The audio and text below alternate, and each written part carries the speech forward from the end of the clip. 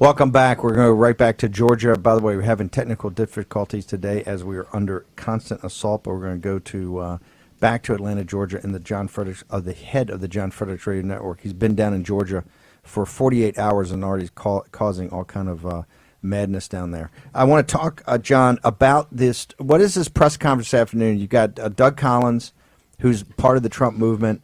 You've got Cleta Mitchell. You've got Lynn Wood. You've got Jenny Beth Martin. You got yourself. You got some of the starters from the Trump movement. What is this? Is this press conference today to give us an update on where exactly we stand with them trying to steal Trump's victory in Georgia from Fulton County? Yes, and look, they shipped in about 100 other people. They're now on the ground in Georgia. We're the media outlet that's shining light to everything. As I said, we're dug in here. Press conference at 3:30. I'm going to be covering it live on the radio. My star people are covering it, but they have some of the best people here. There's 132,000 ballots that have to be scrutinized, that they fear have wrong addresses on them. There's at least 15,000 ballots they've now found that were people that have double registration, like they're registered in 2 states. That's illegal. You vote in 2 states, you go to jail for that. So the irregularities here and the potential fraud, Steve, is through the roof, and we've got to get. How can the secretary? But this I don't understand. You've got a Republican Secretary of State. He doesn't say anything about the 132,000 ballots. So is this just more right wing nutcase stuff that we're conning? We're the enablers of Trump to con the suckers, the chumps and suckers, as Dan Abrams calls them, the deplorables. Because a Republican official that's a Secretary of State says there's not a problem, and you got the Lieutenant Governor says no issue, and Kemp is missing in action. I don't know what happened to him. He doesn't exist unless Donald Trump was not in his life. He doesn't exist. Okay, so this would not happen to the Democrats. Stacey Abrams would be all over this. Stacey Abrams, look, give the devil her due. She did a great job, right? She put her money. She raised 10 or 15 million bucks, whatever it was, and she put it to work. She's made Georgia a battleground, in a tough battleground state. We got to understand that and embrace it. These Republicans down there have been leaning on their rakes, been leaning on their shovels, thinking, oh yeah, well downstate will take it and we'll always win by 3 to 5%. Those days are over. This is going to be a dogfight. And Stacey Abrams, whether you like her or not like her, she's a tough hombre. She's a tough competitor. She proved that here this time. Ground game. What do we say? Ground game. That's she came out when she lost. Next day, hey, I'm gonna raise $15 million. I'm gonna have a ground game. I'm going to turn Georgia blue. Well, guess what? We're now 7 days away from that election where Donald Trump won, and we're still fighting in Georgia. And elected Republican officials are telling us, hey, no problem. John Fredericks, I don't know what Bannon or John Fredericks are talking about. Everything's good here. So what's the story, John? Well, there's a divide right now in the Republican Party of Georgia, which is really, Steve, the microcosm of the divide in the United States. You have this group of establishment Republicans that played ball with Trump when they had to, because they know if they didn't, they'd get primaried and got beat. So they hooked onto the train. Now that he's out, they smell blood. They want him out. They want to get rid of him. They want to all move on, led by the Nikki Haley faction, etc. Right? All going on TV. Chris Christie, all the losers. They just want out. I tell you, one of the keys today, Steve, is on my show for an hour in Buckhead. I had State Senator Brandon Beach. Now, nobody's heard of that name. Nobody knows who he is. Brandon Beach is a 2-term establishment Republican in Georgia. Moderate, transportation guy, gave money to Jeb, gave money to Rubio, right? Not one of us, not our guy.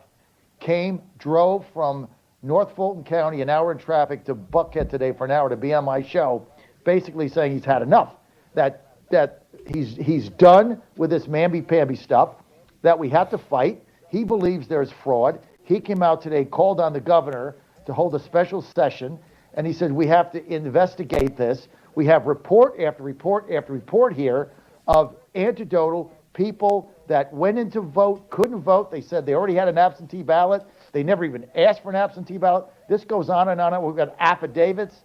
So we got to fight here. And those that are in the know, not the establishment people trying to protect their reputations. Those that are in the know are telling me the state is going to flip back when it's all said and done. But here's the deal. The Rafflesburgers of the world and the lieutenant governor and these other people, these are establishment Republicans. They were never for Trump. And the problem with Rafflesberger is he's incompetent, so he's part of this whole thing. And so, look, Florida, one state down, all the votes were counted by 10 p.m., done over, right? They have the same thing. Georgia is still counting votes. Completely incompetent. We're not prepared. And Rafflesberger is part of that. So now they have to defend their incompetence by saying everything is fine. The party's splitting, and it's going to be the split you're going to see, Steve, all over the United States, as Steve Bannon predicted 3 days ago. It doesn't, by the way, here's the split. I like our side of the football. We have things called voters, right? Here's what they got: donors and a bunch of stiffs, these stiff politicians, right? Like this lieutenant governor, a guy, he's typical Republican establishment.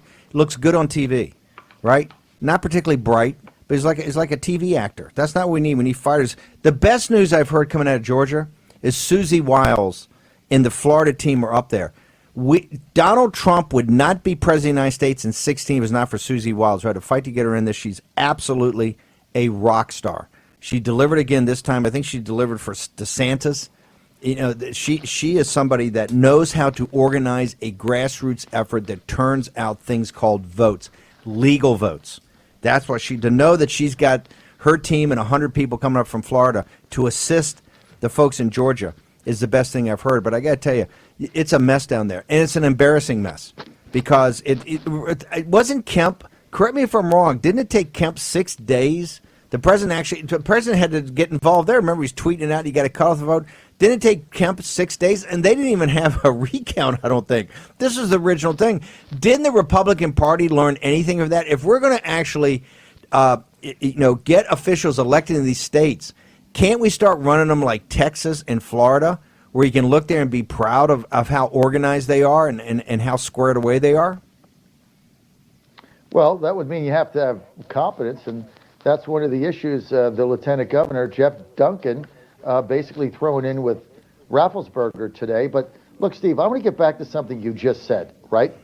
There is going to be a coming divide here in the Republican Party, and there's a lot of establishment Republicans right now that just want this whole thing to go away. They want Trump to concede, pat everybody ahead, and somehow they think they'll be able to coexist with Biden and win on another day.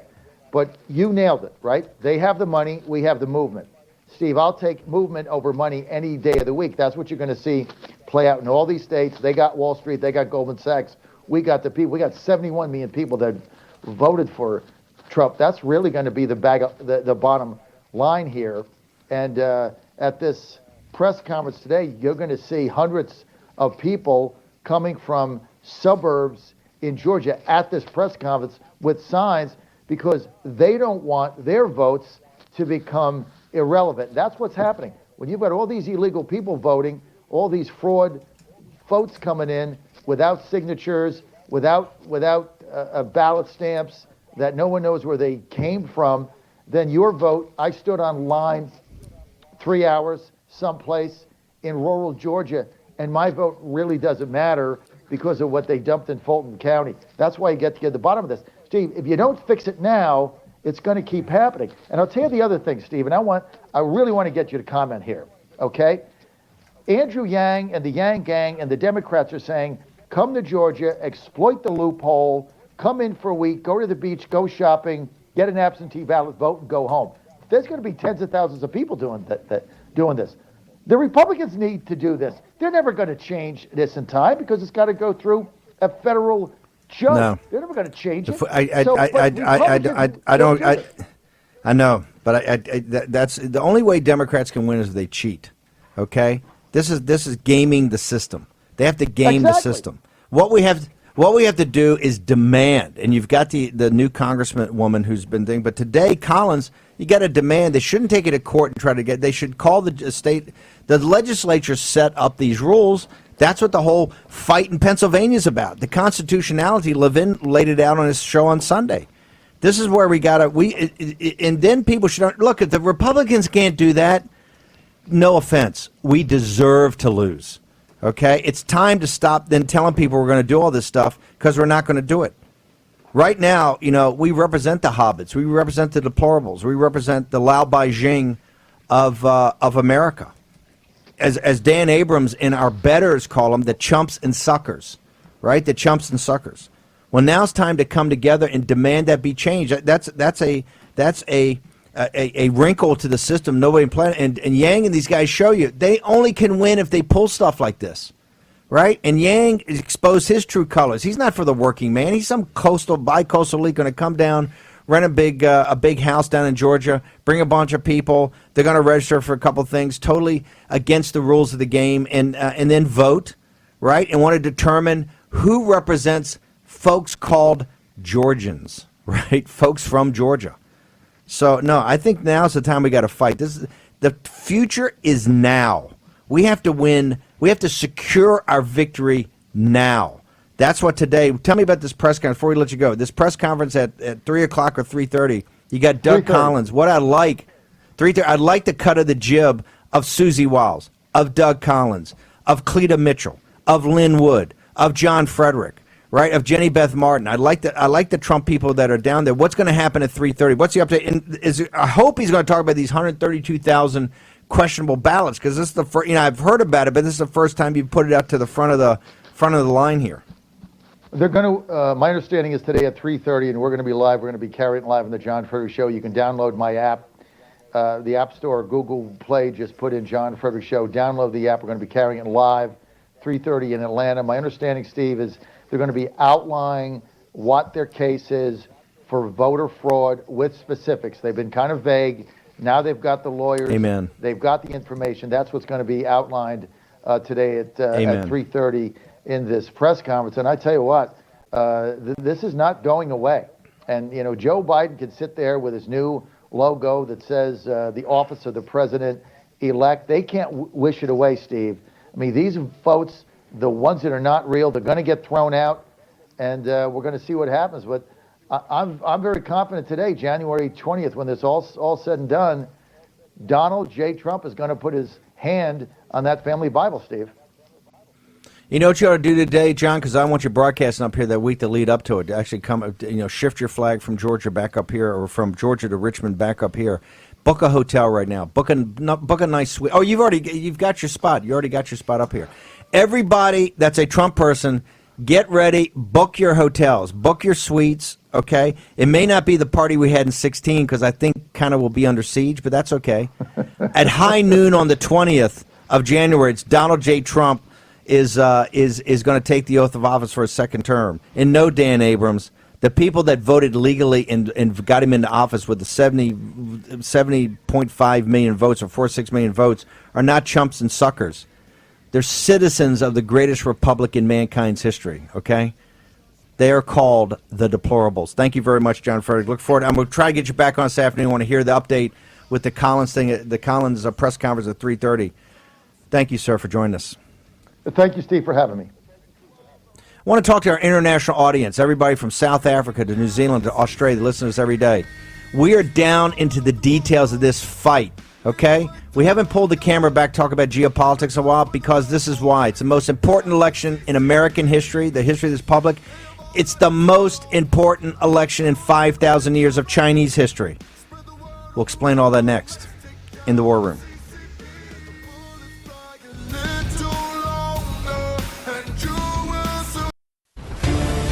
War Room Pandemic with Stephen K. Bannon. The epidemic is a demon, and we cannot let this demon hide. War Room Pandemic. Here's your host, Stephen K. Bannon.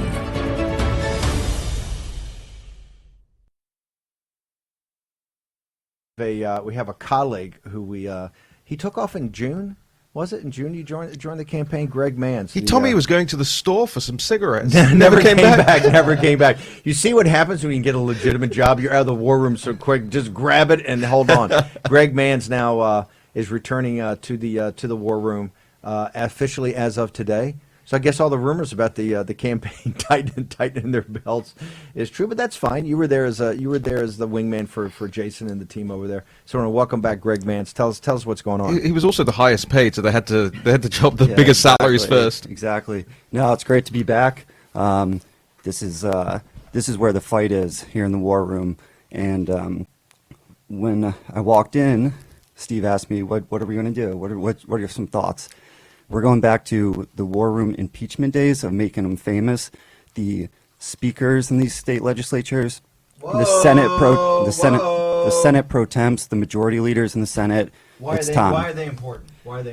Because they are the ones that can be the backstop to the unconstitutionality of what's going on here. Tell us why you say it's unconstitutional. I know Mark Levin's talking about that. So walk the audience through the critical path. What's happening here? So in Pennsylvania specifically. And you're a Pennsylvania guy. Yep. I ran communications for the Trump campaign in 2016, ran comms for the Pennsylvania Republican Party, and what has to happen now is we need some profiles and courage for the state legislatures to stand up and not certify these votes until there's a complete audit of every vote.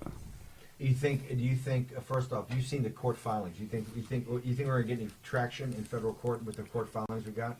Yeah, it's going to get kicked up to the Supreme Court. I think what has to come to fruition sooner rather than later is their ruling on the timing versus the merits. And then that becomes incumbent on the state legislatures to then it will get kicked back to them. But that's the key in the courts, the timing versus the merits. Walk us through that, because now we're hurtling towards this December 6th date. So walk people through how the courts are going to intertwine with the state legislature. So if the courts don't rule our way, then the state legislature can still blow past those deadlines, not certify the votes, and put in pro-Trump members of the Electoral College.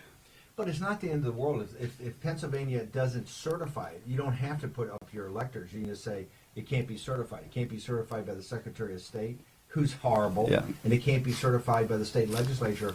It just goes through. You go through the safe harbor. You don't send electors to the Electoral College. Yeah. There's worse thing. Pennsylvania's delegation. Correct me if I'm wrong. It used to be Pennsylvania delegation is Republican controlled in the House. That's correct. So I hate when that happens. somebody who's all over this is Justin Clark on the safe harbor deadlines. Justin Clark, who's the lead attorney for the. So what does he think the probabilities are? No, he's bullish on it. So we're going to keep fighting. I know legal team there is, as Steve Cortez liked to say is we have a crack team of lawyers, and we're going to battle this in every way possible. And I'm never going to live this down now. I'm taking Jag Maxey's microphone. This is like the worst thing ever possible. We're reframing all the shots. I think we have to expand the war room here. I don't know why we don't just have Steve have his mic. No, it just and you doesn't make any sense. And share my mic. No. I know we did like a whole show. No, here's the thing. If you leave the logistics on the fly to Steve and Vish, this is what you get. We got 3 people with 1 mic, 2 people with 2 mics. Whoa. Okay. But I want to go back because this is a very serious conversation, because it's going to come down to Pennsylvania, I think. In Pennsylvania right now, we filed this lawsuit. It's both. You got both retail suits out there, and you got this big wholesale suit.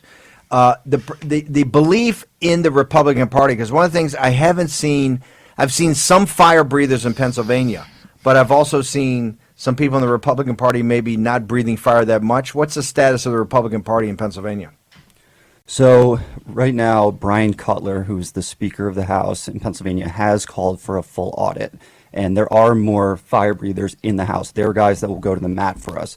My concern is the state Senate being too weary of shuffling the cards too much within the legislature. So that is the dynamic that's going on in Pennsylvania.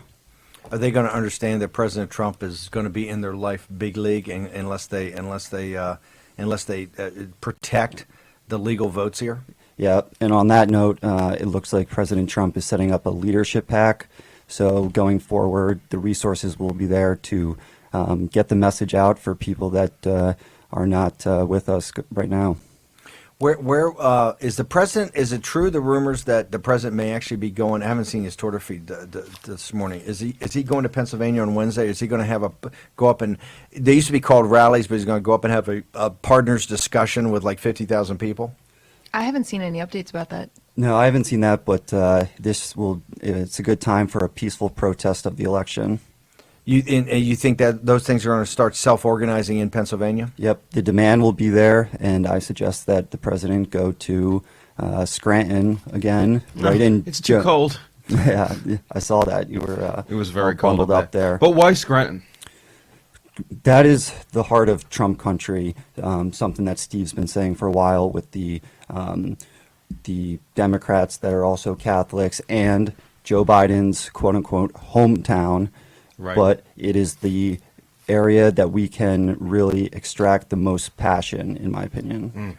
Well, Butler, you had 54,000 people in a town. 12. I mean, all over Erie you had. I can't believe the number of rallies you guys had and the size of these, the size of the of what you did. Is it official right now? I think Greg Manz has talked more in this segment than he talked in the entire year. The whole thing. The entire year. There were shows. He'd do the Saturday show. He'd be sit there and just, he would either nod or say, "Yeah, I think that's cool." Yep. Right? It's no longer a silent killer. Whoa! Put him on the campaign for a while. As Ian Duncan Smith once said of himself, the quiet man is turning up the volume. Right? What do people in the Republican Party and what do people in the state assembly think of this lawsuit? Because there's been a lot of controversy. This is Crazy Rudy and Corey Lewandowski, and they're down. You got Porter Wright, I guess one of the best law firms. You got partners in Porter Wright saying, "Oh, we didn't approve it. We don't like it." You got Rudy outside the. He was not quite at the Four Seasons. He was at the Four Seasons tool and seed shop. Outside. We thought it was very populist. Of course, the mainstream media. Didn't like the fact he wasn't at the Four Seasons. What's people's assessment of this suit as they've had, about 12 hours to go through it? So I think they're still working through it, and something that I've seen and you guys have mentioned before is their reluctance to be out in the public because they feel threatened, but that is their civic duty to be leaders right now. So there's a press conference going on right now, and unfortunately, right before I hopped in here, it didn't look like there were too many members there. But enough to get the ball rolling. This is members of the state assembly? Yes, that's correct. And the reason is that they're afraid. We had heard rumors that people were being threatened, that they were getting calls, all these calls, at their offices, some even on their cell phones. Is there any truth to that? That guys have been intimidated already, men and women have been intimidated already about standing with Trump? Yep, that's correct, all throughout the Commonwealth. So that's really happened. Yep. And that's exactly. a big deal. People are concerned about that. Yep. The fact that this is going on is completely unacceptable, but at the same time, we are at a crossroads in our country, and we need them to step up. I think they had 12 affidavits with the original filing that came in last night. I hear that there's going to be 50 to 60 affidavits filed. Do you know any update on that or what happened? Not on that side of things, but one thing I do want to mention as well, the whistleblower for the Postal Service is now on unpaid leave. The gentleman in Erie that had come forward, so that is significant. Unpaid leave? You mean they basically cut him loose that he can't? They're not going to pay him, but he put him on leave. How does that work? So how they cut a working man off from his mode of actually. I take it that's a signal they're sending to anybody thinking of being a whistleblower. You better have a few dollars in your savings account. Where are all the whistleblower protection groups that came out for Vindman and the whole crowd?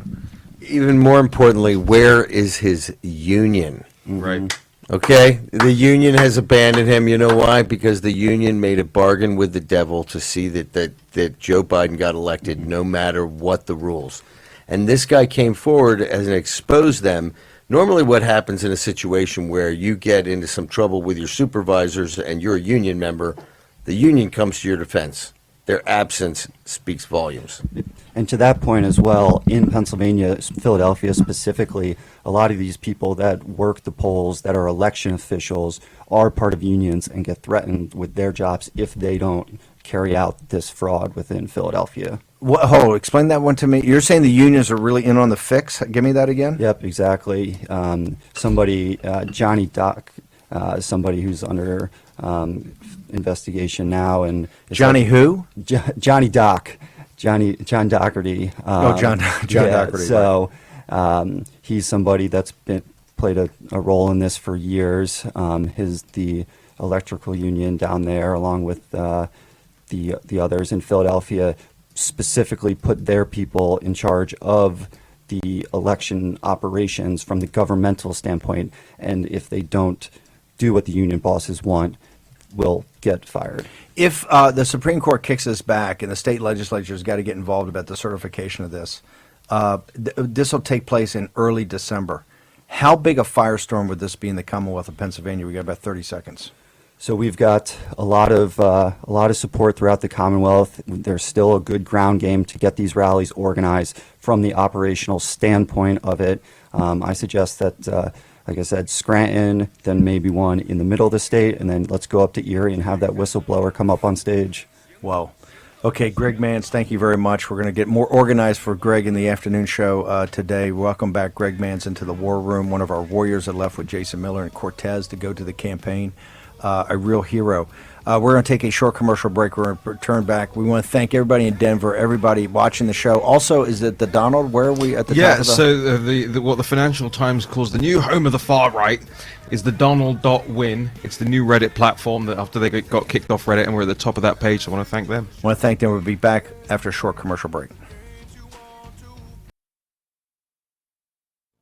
Pandemic with Stephen K. Bannon. The epidemic is a demon, and we cannot let this demon hide. War Room. Pandemic.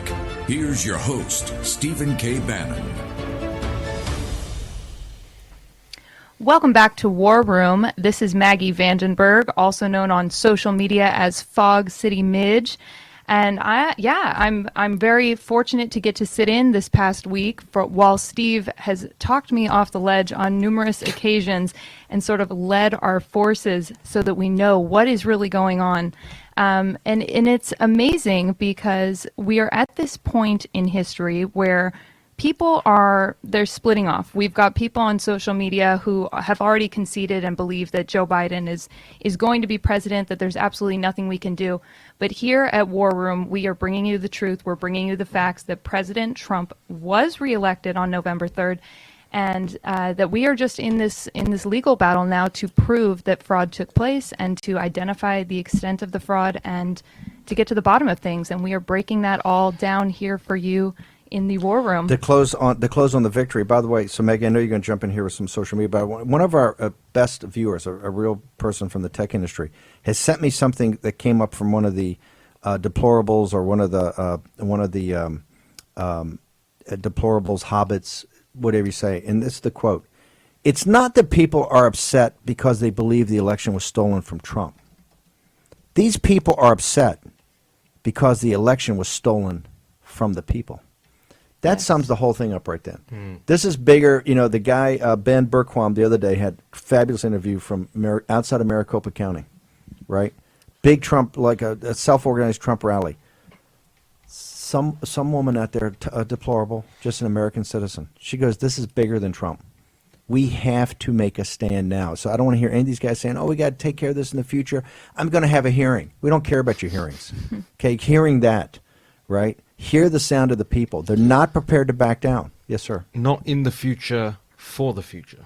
Yes, Yeah. exactly. Yeah. Got to do it now. You guys have warned us. Nigel Farage and Raheem Kassam warned us for years what was going to happen with what they call postal voting, right? Now we've seen it's a total scam.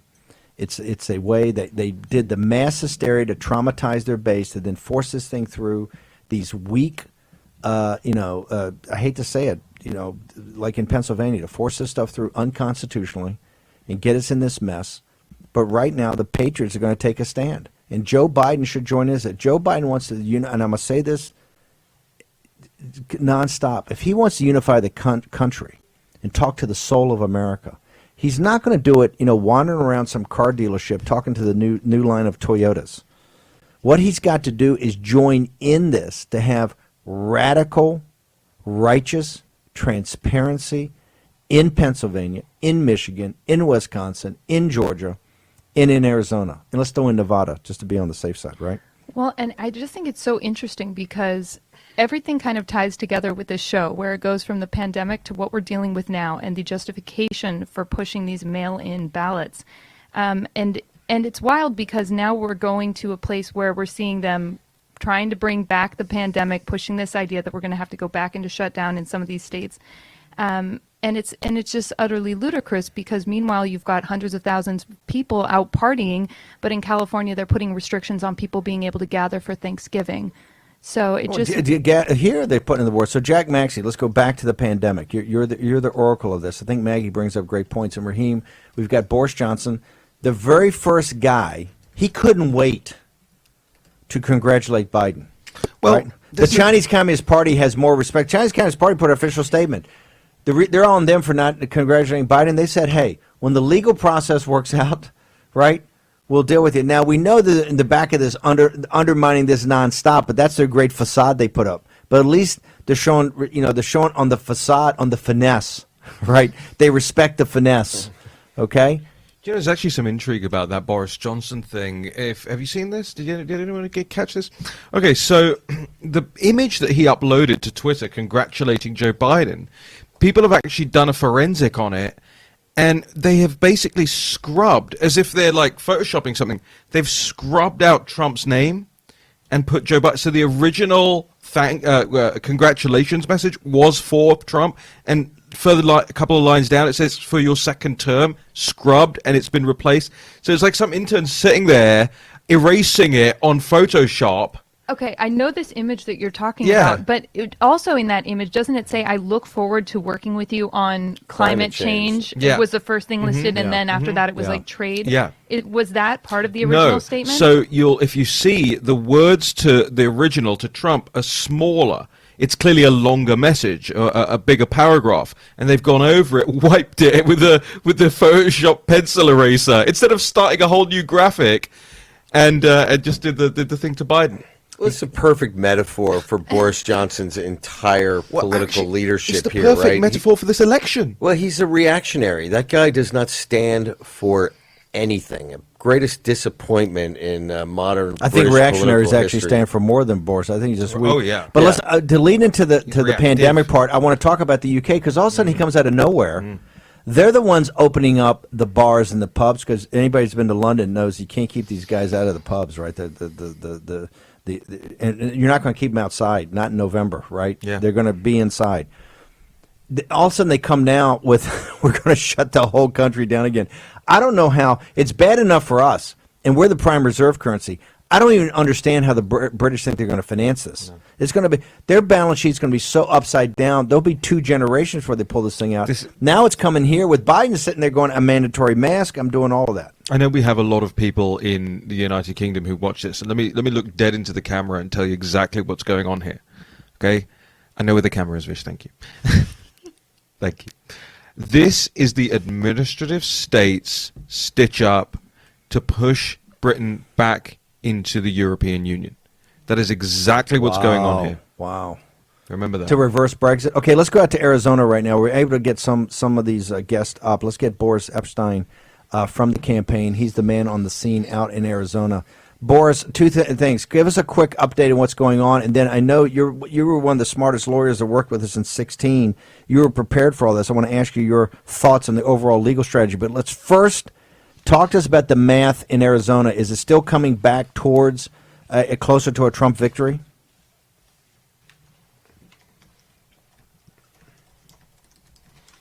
Okay, right now we don't. We got a beautiful picture of Boris. We don't have the beautiful sound of his melodious voice. Do you think that? So let us know when we're up, Fish. God, this show's been one for the ages. This is what happens when you're under attack. The guys in Denver are trying to do the best job possible. Vish and these guys are trying to do the best job possible.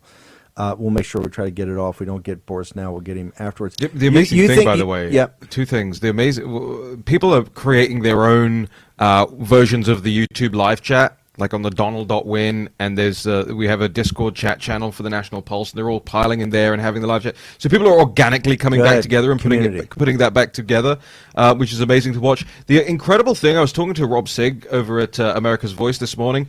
He said, "No, dude, it wasn't just a DDoS attack. They had a thing. They had a malware thing in there. They were dropping code in the back so that when one person was on the site would actually think there's 100,000 people on the site. This is no joke. The way they're coming after us, the scale of which this show is under attack right now. No, because they don't want any rally point for the Trump movement. They don't want any point that you can actually get real information and then people can do with it what they want to, right? Well, all we're trying to do is put forward the analytics, put forward the legal. We're trying to go through state by state. We understand we get a little granular here. We have to. We got time to talk about the geopolitics and the capital markets and all that later. This is what we did on the pandemic when we first started, what we did on impeachment when we first started. Make sure people understand the nomenclature. Make sure people understand process. Make sure they understand what critical path is. Make sure they understand what event horizon is, what's going to happen here. That's why having Manz talk about Pennsylvania and what's happening with the Supreme, how this is going to go through the federal court system. Remember, we've said from day one, one of the most important things in this process and where you're going to see where we're going to out the Democrats is in something called discovery.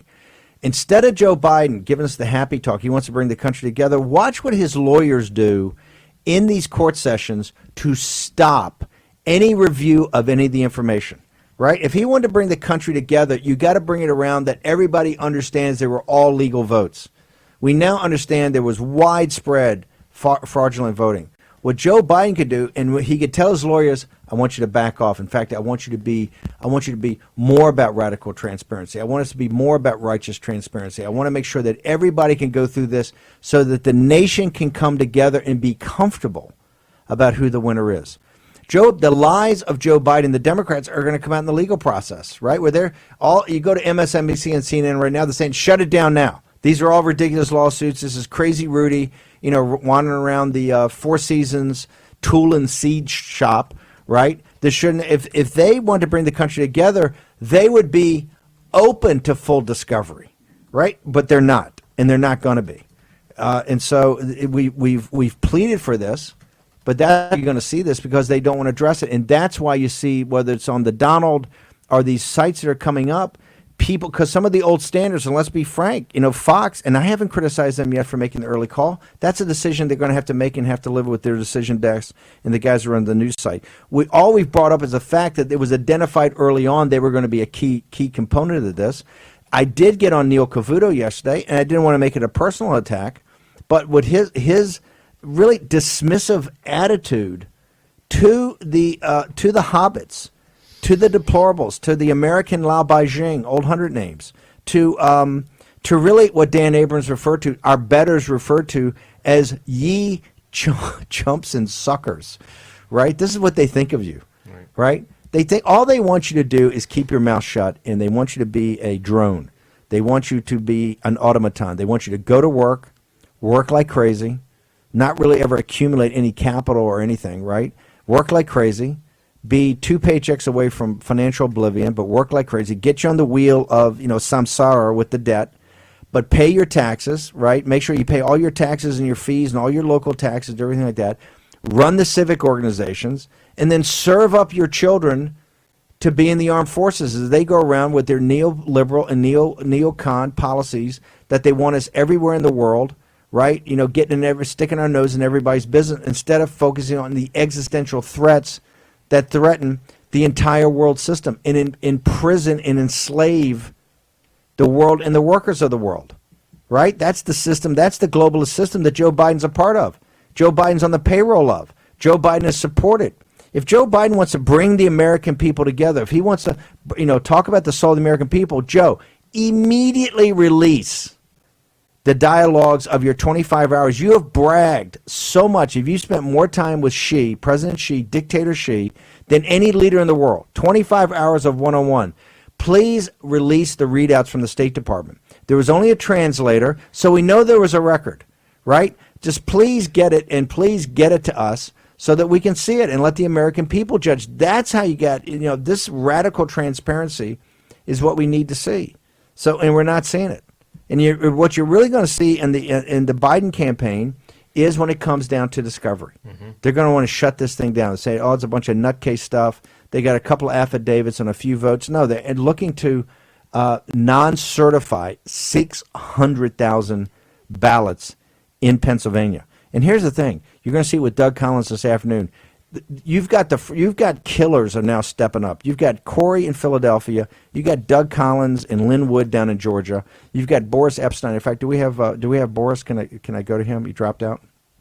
I'm sorry. Try to get to Boris. We're going in and out, so it's We'll get Boris to get him on the afternoon show. He's going to have an update with us, update for us on the legal strategy. Going to have an update for us on what's actually going on in Arizona. Okay. I want to thank the Donald and everybody for all these groups and putting us up at the top of their feed. Really appreciate it. You're in the war room. Maggie, Raheem, Jack, and SKB will return in just a moment.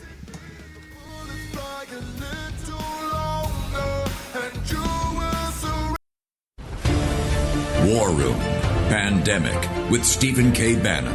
The epidemic is a demon, and we cannot let this demon hide. War Room Pandemic. Here's your host, Stephen K. Bannon.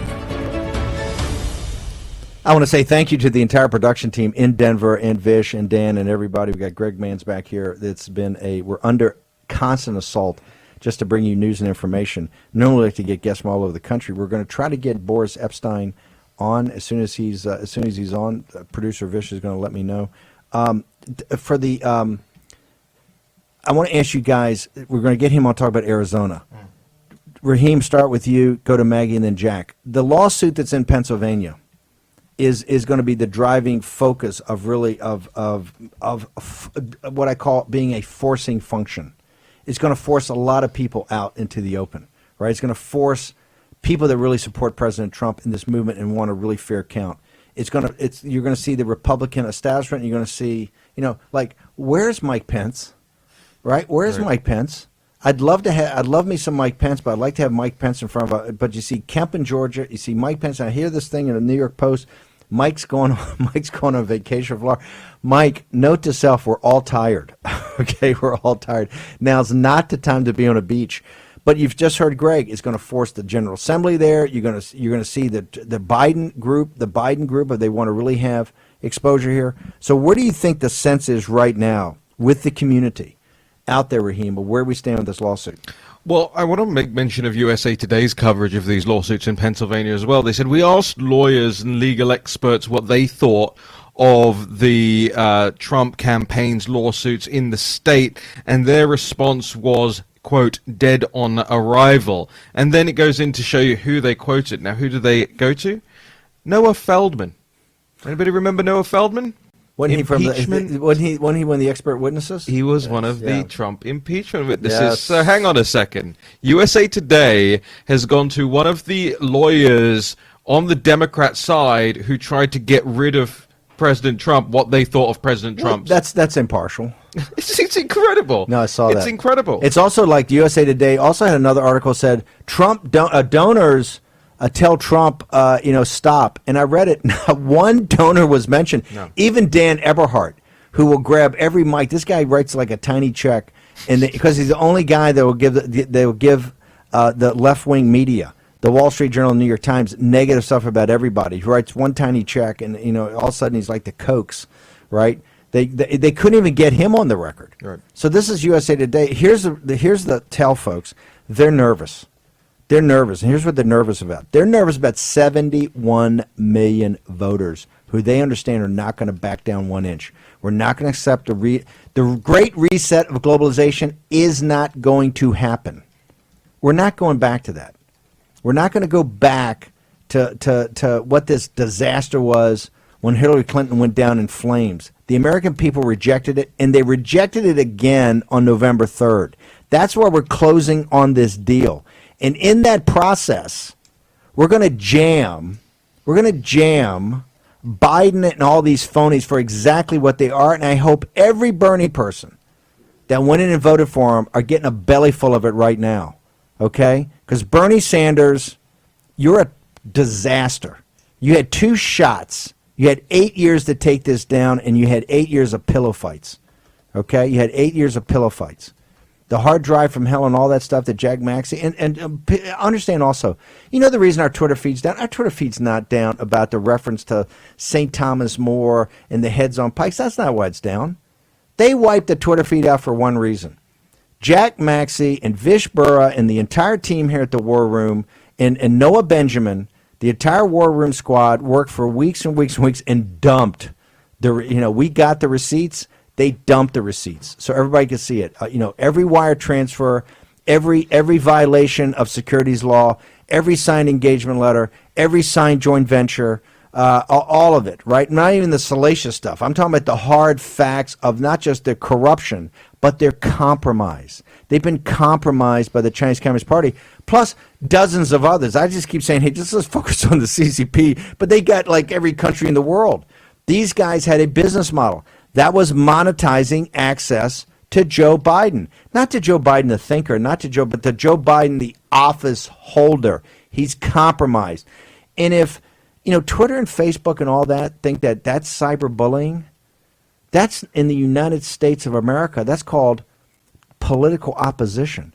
We oppose to the marrow of our bones what these globalists stand for. We oppose to the marrow of our bones what they have done to our country. We oppose to the marrow of our bones what they have done to American citizens. Okay? And we're not going to stand for it. We won in 16. We had a sweeping victory. There's no blue wave on November 3rd. There was a red wave. We picked up seats in the House. We picked up seats in the state legislature. Besides all your happy talking, you don't really see much of this, right? You got AOC. She's ready to leave politics, right?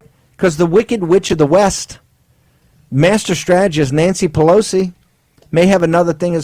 I do want her voted in as House Speaker. I do, for two reasons. I want her banging the gavel when Donald Trump's elected in the House of Representatives. I want her banging the gavel. I want that shot. That's a shot. We're going to put that up on the wall here, and they're going to make a poster of that. T-shirts. Nancy sucking on that big lemon as she got to bang that gavel. Donald Trump's victory in her house. Posterize her. We're going to posterize her. Also, after we win in Georgia and we've closed the deal here and Trump's inaugurated, we're taking back the House in 2022. Taking back the House. We're taking back the House. So we don't care what Facebook does. We don't care what Twitter does. The more you do this, the stronger we get. And here's the reason. There's a great awakening going on in this country. You could see that from the self-organizing way. The Trump campaign was so broke. Greg Manz is back here a couple of days after. Well, it's fine. They don't need that part of the campaign. I got that. But they ran out of money, right? They left it all on the field. But there's a great awakening. You don't need money when you have the righteous indignation of American citizens, and that's what we have today, a great awakening. Okay, National Pulse at 3. What do you got, Raheem? RNC spokeswoman Liz Harrington will be joining us, so trying to make sure we get Phil Klein back on the show. I love her. Well. She's a fighter. Liz is one of my oldest friends in town. I've known her for like 11 years. She's a fighter. Liz Gotta love her. makes the meanest buffalo chicken dip you ever had. Well, it's always good to know. Maggie's going to be up on her Instagram all day. Jack and I are going to be back at 5 o'clock, 5 to 7, another evening special. We're going to go around. Hopefully we'll have the DDoS attack down and we'll be able to get all of our guests on. Want to appreciate the entire posse out there, the entire community. That's what we're trying to build here. We're here to serve you, so make sure in the live stream or whatever, tell us what you need, tell us the information you need, tell us what we need to do better. In the War Room, I want to thank everybody. We're going to leave with Miles Guo. Take down the CCP. Fight for Hong Kong.